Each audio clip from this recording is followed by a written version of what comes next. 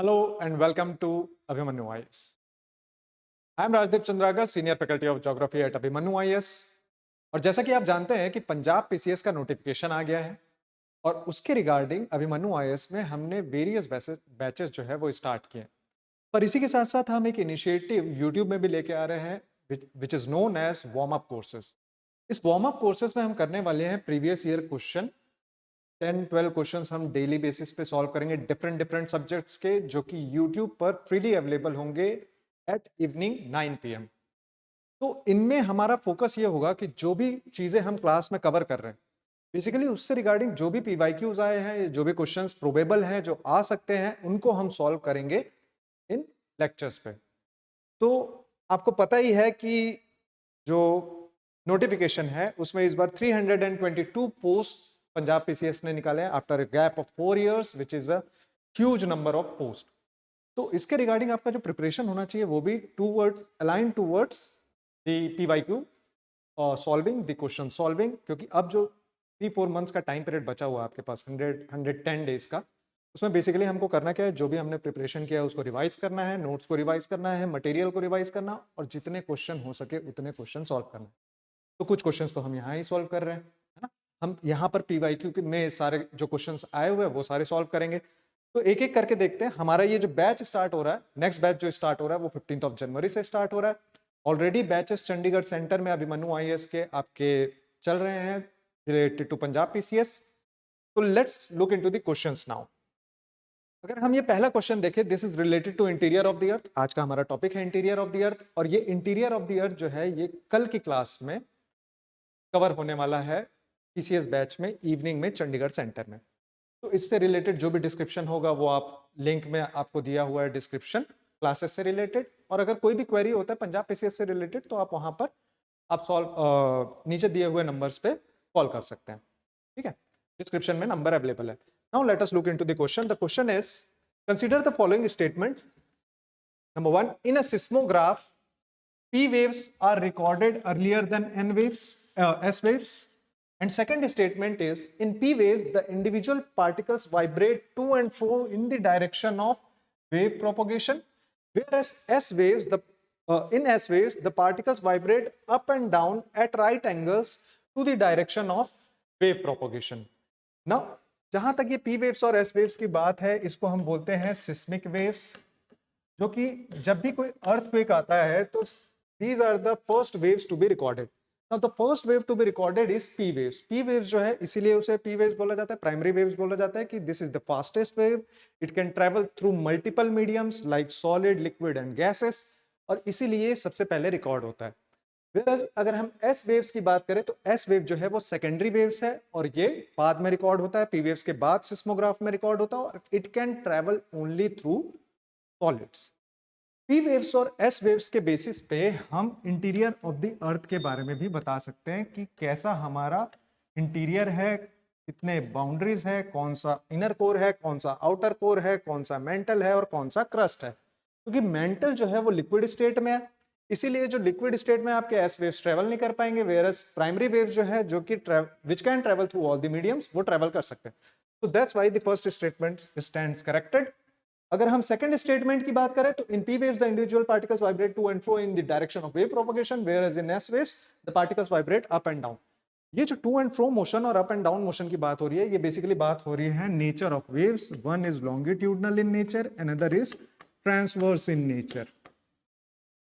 Transverse in nature. तो ये जो लॉन्गिट्यूडनल वेव्स है ये पी वेव्स होते हैं बेसिकली, और ट्रांसवर्स नेचर जो है जो कि रिपल इन वाटर के जैसे जो ट्रेवल करता है। अगर आप कोई पत्थर मारते हैं वाटर पे तो जो आपको रिपल दिखाई देता है वो ट्रांसवर्स वेव का नेचर होता है, तो वो आपको एस वेव्स में दिखाई देगा। तो P waves are longitudinal waves and S waves are transverse waves. तो both the statements stands corrected and C is the correct answer. ये जो क्वेश्चन है ये 2023 में यूपीएससी में आया हुआ था। सिमिलर नेचर क्वेश्चन हम पंजाब पीसीएस में भी प्रेडिक्ट कर सकते हैं कि आ सकता है इस टाइप का क्वेश्चन, क्योंकि ये this is very much part of the syllabus, this is very much given in the NCERT. Nature of waves, P waves, S waves, Love waves and Rayleigh waves. तो उसमें से पी और S waves जो है वो important हो जाता है from interior of the earth point of view, indirect sources of information point of view and various phenomenon like earthquake point of view। ठीक है, नेक्स्ट क्वेश्चन देखते हैं आप। Consider the following statements.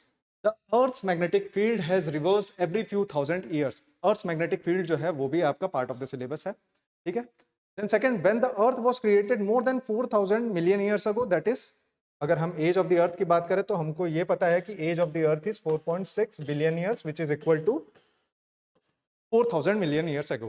There was 54% oxygen and no carbon dioxide. And third statement is, when living organisms originated, they modified the early atmosphere of the earth. This early atmosphere is basically primordial atmosphere of the earth.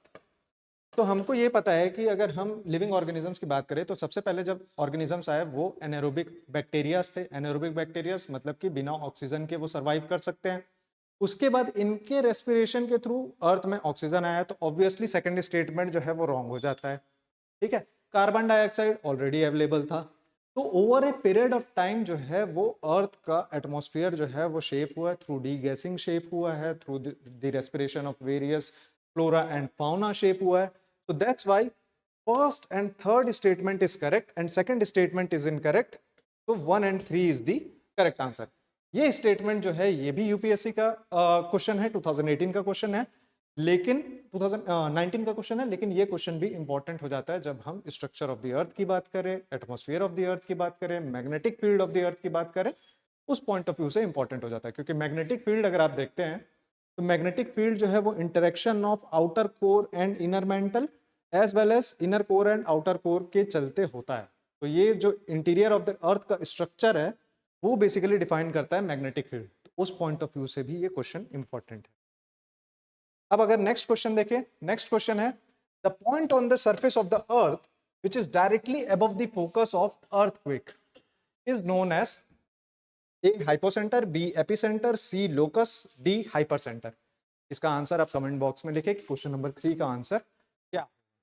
अगर आप ये question देखते हैं तो हमको ये पता है कि अर्थक्वेक जहां जनरेट होता है उसको हम फोकस बोलते हैं and that focus is hypocentre. लेकिन अर्थ अगर इंटीरियर में जनरेट हो रहा है because of various plate tectonic section, मतलब मूवमेंट ऑफ प्लेट के चलते, तो उसका एक point directly above the surface of the, directly on the surface of the अर्थ होता है। मतलब अगर इंटीरियर में जनरेट हो रहा है तो अर्थ के सरफेस पे वो जो पॉइंट है उसको हम क्या बोलेंगे, that point is known as epicentre. B is the correct answer. तो आंसर करने से पहले आपको वीडियो पॉज भी करना है, ठीक है। तो पॉज करना है, आंसर सोचना है, सही हुआ तो आंसर आपको लिखना है, ठीक है। तो B is the correct answer. Next question अगर हम देखें, which layer of the earth extends up to a depth of 2900 kilometer? A asthenosphere, 1 asthenosphere, 2 mantle and 3 core. Select the correct answer given below. A 1 only, B 2 only, C 3 only और D 1 and 2 only. अब अगर हम इस question की बात करें तो इसके लिए आपको एक पिज्जा डायग्राम याद होना चाहिए। अगर आप देखते हैं अर्थ के इंटीरियर से रिलेटेड एक पिज्जा डायग्राम है जिसमें कि अर्थ का रेडियस जो है वो अराउंड 6371 किलोमीटर आता है, अराउंड 6300 किलोमीटर आता है, जिसमें कि वेरियस लेयर्स ऑफ द अर्थ है। ये सारे के सारे क्लासेस हम ऑलरेडी कवर कर चुके हैं, हम ये पीवाईक्यू पॉइंट ऑफ व्यू से कर रहे हैं और कल इससे रिलेटेड क्लास आपका होना है इवनिंग बैच में, ठीक है। तो अगर आप ये देखते हैं, this is crust which is around 15 to 30 kilometres तक आपका क्रस्ट होता है depending upon the location of the place. तो लोकेशन के बेसिस पे आपका क्रस्ट का जो थिकनेस है वो वेरी कर सकता है। अगर आप मेंटल की बात करें तो मेंटल का जो डेप्थ है वो आता है अप टू 2900 किलोमीटर्स और उसके बाद 2900 kilometres to 6300 6400 kilometres approximately is basically your core. तो ये 3 लेयर हैं आपके, crust, mantle and core. Major layer, इसका फर्दर सब डिविजन होता है, inner mantle, outer mantle, inner core, outer core. यहाँ पर एक लेयर आता है जिसको हम प्लास्टिक लेयर बोलते हैं, वो है स्टेनोस्फीयर आपका, ठीक है, which is very much part of the mental only. पर अगर हम लिथोस्फीयर की बात करें तो क्रस्ट और स्टेनोस्फीयर को मिला के हम उसको लिथोस्फीयर बोल देते हैं, ठीक है। तो ये सारे के सारे जो इंटीरियर ऑफ द अर्थ है उसके लेयरिंग है बेसिकली। और अगर इस क्वेश्चन का पर्टिकुलर आंसर देखें तो 2 is the correct answer, mantle only. तो B will be our answer, ठीक है। इसका भी आंसर आपको पहले बताना था डिस्क्रिप्शन में। सोचते जाइए साथ साथ। नेक्स्ट क्वेश्चन अगर हम देखें, consider the following statements regarding the earth's core. The earth's core is primarily composed of nickel and iron, often referred as knife layer हम इसको बोल देते हैं। The core is solid throughout its structure। ठीक है, इसका आंसर वैसे थोड़ा सा अगर आप गेस करेंगे तो पिछले वाले क्वेश्चन में ही आप बता सकते कि नहीं यार, एक तो नहीं होगा, मतलब through out the its structure core can not be solid, क्योंकि मैग्नेटिक फील्ड वाले क्वेश्चन में भी हमने देख लिया कि इनर कोर जो है वो सॉलिड है, आउटर कोर जो है वो लिक्विड है, और इसके इंटरेक्शन के चलते आपका मैग्नेटिक फील्ड जनरेट होता है। ठीक है, तो यहाँ पर सेकंड स्टेटमेंट तो हमारा हट जा रहा है। जो फर्स्ट स्टेटमेंट है, फर्स्ट स्टेटमेंट इज करेक्ट। जो हमारा जो डेंसेस्ट लेयर है out of all the layers, वो डेंसेस्ट लेयर है आपका नाइफ लेयर। ठीक है, निकल एंड आयरन से बना हुआ लेयर है।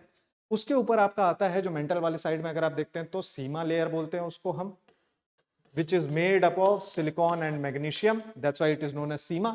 और क्रस्ट की अगर हम बात करें तो क्रस्ट जो है वो आपका बना हुआ है सिलिकॉन और एल्यूमिनियम से। तो तीन लेयर है, सियाल हो गया, सीमा हो गया और नाइफ हो गया।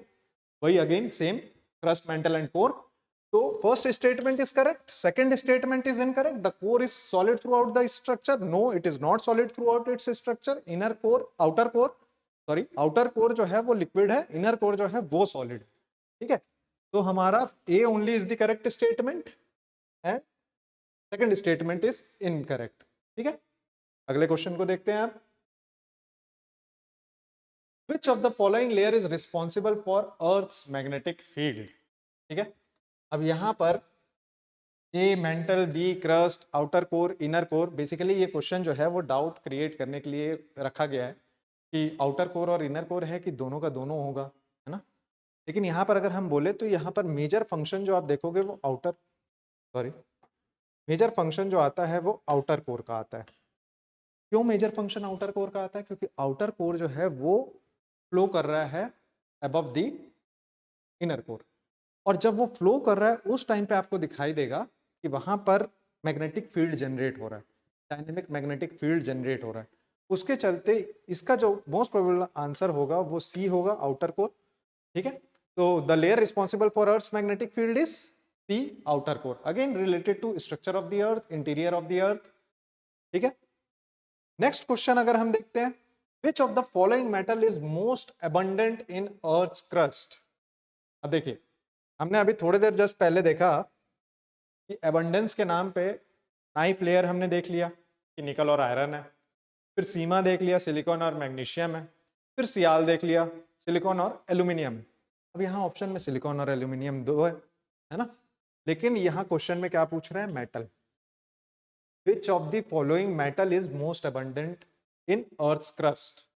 तो कभी भी जब क्वेश्चन सॉल्व करने जाओगे ना तो क्वेश्चन का डिमांड भी आपको देखना है कि क्वेश्चन एग्जैक्टली पूछना क्या चाह रहा है। नहीं तो क्या होता है, कई बार ओवर कॉन्फिडेंस पे भी क्वेश्चन गलत होता है, और वो भी इजीएस्ट क्वेश्चन। इजी क्वेश्चंस को गलत नहीं करना है, तो मेटल के पॉइंट ऑफ व्यू से C will be our right answer. एक और क्वेश्चन अभी दिखाता हूँ कि कैसे गलत होता है आपका हड़बड़ी में आता हुआ क्वेश्चन आप गलत कर देते हो ओवर कॉन्फिडेंस में, जब आप डायरेक्टिव नहीं पढ़ते हो क्वेश्चन का। ठीक है, तो उस पॉइंट ऑफ व्यू से क्वेश्चन सॉल्विंग बहुत इंपॉर्टेंट एक्सरसाइज है। आएगा वो क्वेश्चन, अभी जैसे ही आएगा मैं बताता हूं, आ गया है बेसिकली। अगर हम इस क्वेश्चन की बात करें, which of the following statements is are correct? Number 1, temperature increases at uniform rate as we go deep inside the earth. ठीक है, and B is second statement is the deepest drill so far done is in Kola Peninsula in USA. Select the incorrect code. अब यहां पर क्या होगा, अगर आपने ये करेक्ट की जगह इनकरेक्ट की जगह करेक्ट पढ़ लिया, ये क्वेश्चन आपका गलत हो जाना है। अगर आपको ये पता है तब भी, नहीं पता है तब तो अलग बात है, अगर तुक्काबाजी चल रहा है तो। लेकिन पता होते हुए भी ये क्वेश्चन गलत हो जाना है जस्ट बिकॉज ऑफ दिस। तो कभी भी पेपर में सॉल्व करने जाओगे तो ऐसे अंडर मार्क करना है आपको, करेक्ट इनकरेक्ट को ध्यान रखना है। ठीक है, ये होता है हर पीसीएस एग्जामिनेशन में हो रहा है, यूपीएससी का तो ये फेवरेट गेम बन चुका है। ठीक है, तो पीसीएस में आपको देखना है करेक्ट इनकरेक्ट कोड। तो अगर इनकरेक्ट की बात करें, both the statements are incorrect, क्योंकि कभी भी टेम्परेचर यूनिफॉर्म रेट से नहीं बढ़ रहा है। हम एक लैप्स रेट देखते हैं, एटमॉस्फेयर के केस में देखते हैं, पर वहां पर भी यूनिफॉर्मिटी नहीं है। जब हम यहाँ डीप इनसाइड द अर्थ की बात करेंगे, वहां पर भी यूनिफॉर्मिटी नहीं है। क्यों यूनिफॉर्मिटी नहीं है? क्योंकि मटेरियल चेंज हो रहा है। डेप्थ में अलग अलग जगह पे हमको अलग अलग अभी तक रिकॉर्ड किया है हमने टेम्परेचर की 50 किलोमीटर्स तक 500 सॉरी हाँ 50 किलोमीटर्स के डेप्थ तक 500 डिग्री सेल्सियस है और अचानक से 55 किलोमीटर में 1000 डिग्री सेल्सियस रिकॉर्ड हो गया।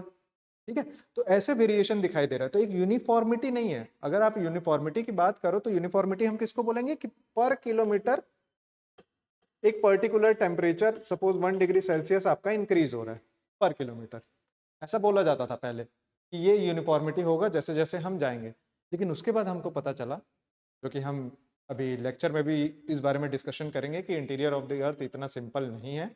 अगर ऐसा होता तो फिर ये जो आपका कोर है वो 6300 किलोमीटर्स डाउन है, वहाँ पर टेम्परेचर जो है वो थाउजेंड्स ऑफ डिग्री सेल्सियस में होता और अर्थ would not have survive, earth would have melted. ठीक है, तो इसीलिए हमको पता है कि यहाँ पर कुछ तो वेरिएशन है, वो वेरिएशन के चलते देर इज नो यूनिफॉर्मिटी। ठीक है, तो ये स्टेटमेंट आपका इस वर्ड के चलते हट जाता है। Second statement, the deepest drill so far done is in Kola peninsula. Kola peninsula में तो हुआ है, 12 किलोमीटर डीप तक हमने ड्रिल किया, but it is in Russia और USSR and not in USA. तो both the statements are incorrect, we have to select the incorrect code and hence both 1 and 2 are incorrect, so C will be our right answer। ठीक है, next question देखते हैं। How many of the following are the indirect sources of information about the interior of the earth? फिर से जब हम interior of the अर्थ की बात करेंगे तो डिफरेंट सोर्सेस ऑफ इंफॉर्मेशन होते हैं, डायरेक्ट सोर्सेस ऑफ इंफॉर्मेशन होते हैं, इनडायरेक्ट सोर्सेस ऑफ इंफॉर्मेशन होते हैं। ठीक है, तो यहाँ पर चार चीजें दी हुई है, one is meteorite, second is magnetic field, third is seismic waves and fourth is drilling। you have to select the correct answer given below और the correct code। ठीक है, अगर आप एक चीज देखोगे, इस टाइप के जो क्वेश्चन होते हैं ना, ओनली 1 2 3 एंड 4, ये बाकी पीसीएस ने अडॉप्ट कर लिए है फ्रॉम यूपीएससी। पंजाब पीसीएस 4 साल बाद हो रहा है, तो चांसेस है कि इस टाइप के क्वेश्चंस भी दिखाई दे दे। अगर इस टाइप के आपको क्वेश्चन दिखाते हैं ओनली 1 2 3 और all of the above are correct, तो आपको बेसिकली ये नहीं बताना है कि कौन सा इनकरेक्ट है, आपको ये बताना है इनमें से कितने करेक्ट है। ठीक है, only 1 are correct, only 2 are correct, only 3 are correct और all the options are correct, और इनकरेक्ट जो भी पूछा होगा यहाँ पर करेक्ट पूछा है। तो इनडायरेक्ट सोर्सेस में हमारा मीटियोराइट आ जाता है, मैग्नेटिक फील्ड आ जाता है, ये भी इनडायरेक्ट है, मीटियोराइट भी इनडायरेक्ट है, क्योंकि मीटियोराइट क्या हो रहा है, आ रहा है अर्थ पे, उसके बाद उसके बेसिस पे हम बोल रहे हैं कि अर्थ भी ऐसा ही बना होगा। बिकॉज हमारा थ्योरी क्या चलता है, जैसे अर्थ बना है वैसे ही बाकी के सारे प्लैनेटिसिमल बॉडीज बने हैं, बाकी सारे प्लैनेट्स हो गए या जो भी बॉडीज है वो सिमिलर नेचर ऑफ फॉर्मेशन है, तो उस बेसिस पे हम ये मीटियोराइट के बेसिस पे बता सकते हैं। मैग्नेटिक फील्ड हमने पहले क्वेश्चन में ही देख लिया कि पी वेव्स एस वेव्स वाला जो क्वेश्चन है, तो हमको पता चल रहा है ना कि वेदर इट इज सॉलिड और लिक्विड या किस टाइप का वहाँ पर मटेरियल है, कौन से लेयर पे। पी वेव्स जो है वो फास्टर है, एस वेव्स जो है वो स्लोअर है, S waves can not travel through liquid, तो इसका मतलब वहाँ पर वो जो लेयर होगा वो सॉलिड होगा। तो उस बेसिस पे हमको सिस्मिक वेव्स के बारे में भी इंफॉर्मेशन मिल जाता है। मैग्नेटिक फील्ड का हम इनर कोर और आउटर कोर के केस में देख चुके हैं। ठीक है, ड्रिलिंग जो है वो डायरेक्ट सोर्स है, जब हम ड्रिल करते हैं हमको डायरेक्टली पता चल जाता है कि हाँ भाई इंटीरियर में क्या है। अगर हमने 12 किलोमीटर तक कोला पेनिनसुला में ड्रिल किया तो हमको पता है कि इसके अंदर क्या है। ठीक है, यहाँ पर किस टाइप का रॉक मिल रहा है, किस टाइप का टेम्परेचर वेरिएशन हो रहा है, वो सारा चीज हमको पता चल जाता है। तो this is direct source whereas others are indirect source। so out of the 4 1 2 and 3, that is only 3 are correct, so hence C will be our right answer। तो इस फॉर्मेट में आपके क्वेश्चंस चलेंगे जब आप देखेंगे कि लेक्चर से रिलेटेड कैसे हम क्वेश्चंस सॉल्व कर रहे हैं। जो लेक्चर में होगा उससे रिलेटेड क्वेश्चंस होगा, और ये क्वेश्चंस के थ्रू आपका क्या हो रहा है, रिवीजन हो रहा है। बेसिकली आप जो भी पढ़ रहे हो, आप एनसीईआरटी पढ़ रहे हो, आप अपना नोट्स पढ़ रहे हो, आप मटेरियल्स पढ़ रहे हो, जो भी रेफरेंस बुक्स पढ़ रहे हो, वो सारे के सारे थ्रू क्वेश्चन सॉल्व होंगे। और अगर आपने कोई क्लासेस नहीं की है, so this is the best time, ज़्यादा वेट नहीं करना है कि लास्ट डेट 31 जनवरी है तो उसके बाद फिर तैयारी स्टार्ट करेंगे, तब तक टाइम निकल चुका होगा। तो आपको बेसिकली अभी क्लास भी करनी है, आपको क्वेश्चंस भी सॉल्व करने हैं, आपको सारी चीज़ें अभी करनी है। अगर आपने कोई तैयारी अभी तक स्टार्ट नहीं की है, अगर आप वेट कर रहे थे पीसीएस के नोटिफिकेशन का, ठीक है, तो वो टाइम आ गया है basically. Last question of the day, arrange the following elements in descending order in earth in term of their abundance. Descending order और असेंडिंग ऑर्डर में कंफ्यूजन नहीं करना है। सबसे पहला चीज, डिसेंडिंग ऑर्डर का मतलब क्या है, ज्यादा से कम। ठीक है, असेंडिंग ऑर्डर का मतलब क्या है, कम से ज्यादा। तो हम अगर ज़्यादा से कम देखेंगे तो इसमें से कौन सा ऐसा मेटल है जो सबसे ज़्यादा एबंडेंटली अवेलेबल है और अर्थ की बात कर रहा है। अगर आप एनसीईआरटी देखते हो या नोट्स देखते हो, उसमें क्या होगा, दो जगह अलग अलग दिया हुआ है कि कहाँ पर आपका अर्थ क्रस्ट है और कहाँ पर आपका बेसिकली अर्थ और अर्थ क्रस्ट में जो डिफरेंस आपको दिखाई देगा वो यहाँ पर दिखाई देगा। तो अलग अलग जगह अलग अलग टाइप के मटेरियल अवेलेबल है। तो यहाँ पर अगर हम ओवरऑल अर्थ की बात करें तो कौन सा एलिमेंट है जो सबसे ज्यादा एबंडेंटली अवेलेबल है, तो वो है iron. First is iron, then second one is oxygen, then silicon and then nickel. Nickel is in very minimal amount, ठीक है। तो उस पॉइंट ऑफ व्यू से अगर हम देखते हैं तो हमारा आंसर जो हो जाता है वो सी हो जाता है, 3, 2, 4 एंड 1। अगर मैं इसके परसेंटेज की बात करूं तो आपके आयरन का परसेंटेज है अराउंड 34%, ऑक्सीजन का परसेंटेज है अराउंड 24%, सिलिकॉन का ऑक्सीजन का 29%, सिलिकॉन का अराउंड 15% और निकल जो है लेस देन 1%, ठीक है। तो उस पॉइंट ऑफ व्यू से C will be our right answer. तो ये सारे के सारे जो है आपके क्वेश्चंस है। अब फिर से अगर ओवरऑल हम बात करें नोटिफिकेशन की, तो आपको पता है 322 सीट्स है। इसी फॉर्मेट में हम क्लासेस करेंगे, इसी फॉर्मेट में हमारी ये जो सीरीज है, जो वार्म अप कोर्स है, ये भी इसी फॉर्मेट में चलेगा। आज जैसे ज्योग्राफी का हमने इवनिंग में ये क्वेश्चन सॉल्व किए, इसके साथ हम जो टाइम टेबल है हमारा, बेसिकली इस वीक में हम कौन कौन सी क्लासेस करने वाले हैं इससे रिलेटेड, वो सारा का सारा डिस्क्रिप्शन बॉक्स में आपको लिखा हुआ है। वहाँ आपको जाके रजिस्टर करना है, वार्म अप कोर्स में रजिस्टर कर लेना है। उसी के साथ साथ आपको क्या करना है, अगर आपको कोई लेक्चर देखना है तो उसका भी लिंक यहाँ पर अवेलेबल होगा। जैसे कल इंटीरियर ऑफ द अर्थ का लेक्चर होने वाला है, का लिंक आपको इसके डिस्क्रिप्शन बॉक्स में होगा। तो आपको कोई भी लेक्चर से रिलेटेड इशू है, पीवाईक्यू से रिलेटेड इशू है, कौन सा कोर्स चल रहा है उससे रिलेटेड इशू है, कि आपको टेस्ट सीरीज देना है उससे रिलेटेड इशू है, नीचे दिए हुए डिस्क्रिप्शन में जो भी फ़ोन नंबर दिया हुआ है वहाँ कॉन्टैक्ट करें और प्रिपरेशन स्टार्ट कर दो भाई। सारे के सारे क्वेश्चन सॉल्व करना चालू करो, रिविजन चालू करो। 110 days maximum, 110 days are left, ठीक है। तो इसी बात पे थैंक यू।